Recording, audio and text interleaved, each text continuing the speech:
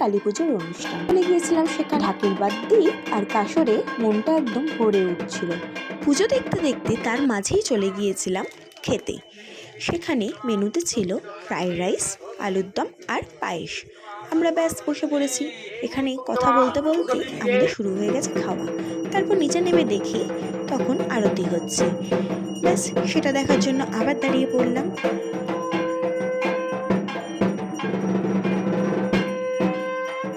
তারপর চলে গেলাম বাইরেটা একটু দেখতে।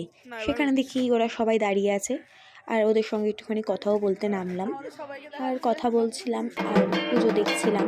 আবার ওপরে গিয়ে তখন যজ্ঞ শুরু হলো। যজ্ঞের পর সেই ভোগের খিচুড়ি খেলাম।